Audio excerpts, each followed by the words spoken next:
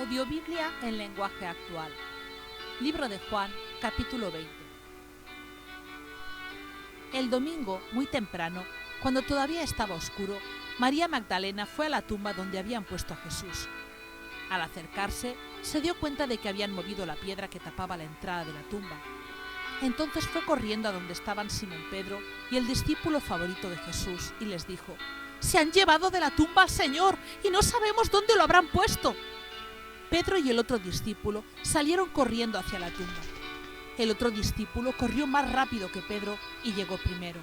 Se inclinó para ver dentro de la tumba y vio las vendas, pero no entró. Poco después llegó Simón Pedro y entró en la tumba. También él vio las vendas y vio además que la tela que había servido para envolver la cabeza de Jesús ya no estaba con las vendas, sino que la habían enrollado y puesto aparte. Luego, el otro discípulo entró en la tumba. Cuando vio lo que había pasado, creyó. Antes de eso, los discípulos no habían entendido lo que dice la Biblia acerca de que Jesús tenía que resucitar. Entonces, Pedro y el otro discípulo regresaron a sus casas. Jesús se aparece a María Magdalena.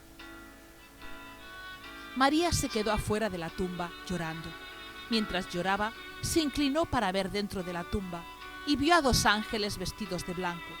Estaban sentados, uno donde había estado la cabeza de Jesús y el otro donde habían estado sus pies. Los ángeles le preguntaron: «Mujer, ¿por qué estás llorando?».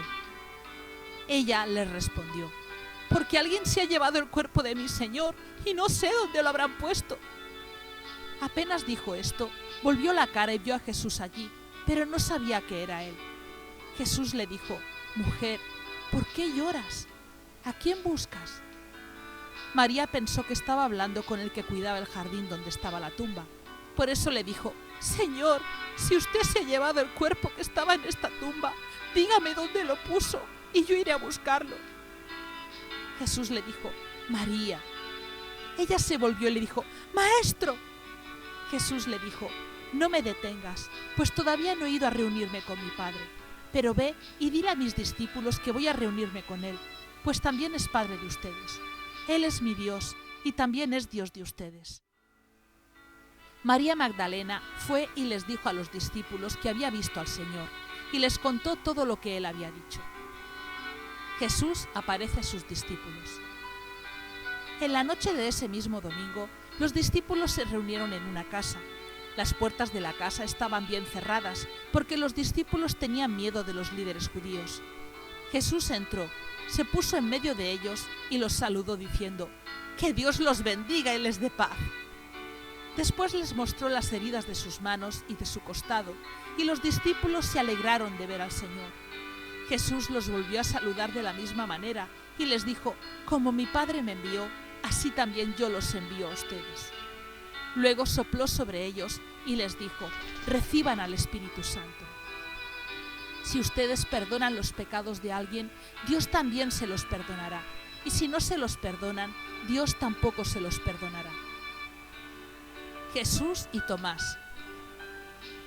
Tomás, uno de los 12 discípulos, al que le decían el gemelo, no estaba con los otros cuando Jesús se les apareció.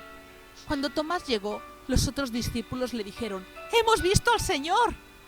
Pero él les contestó: «No creeré nada de lo que me dicen, hasta que vea las marcas de los clavos en sus manos y meta mi dedo en ellas y ponga mi mano en la herida de su costado». 8 días después, los discípulos estaban reunidos otra vez en la casa. Tomás estaba con ellos. Las puertas de la casa estaban bien cerradas, pero Jesús entró, se puso en medio de ellos y los saludó diciendo: «Que Dios los bendiga y les dé paz». Luego le dijo a Tomás: «Mira mis manos y mi costado, y mete tus dedos en las heridas, y en vez de dudar, debes creer».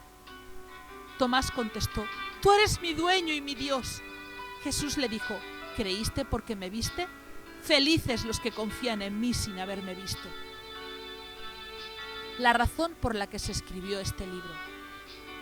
Delante de sus discípulos, Jesús hizo muchas otras cosas que no están escritas en este libro, pero las cosas que aquí se dicen se escribieron para que ustedes crean que Jesús es el Mesías, el Hijo de Dios, y para que así, por medio de su poder, reciban la vida eterna.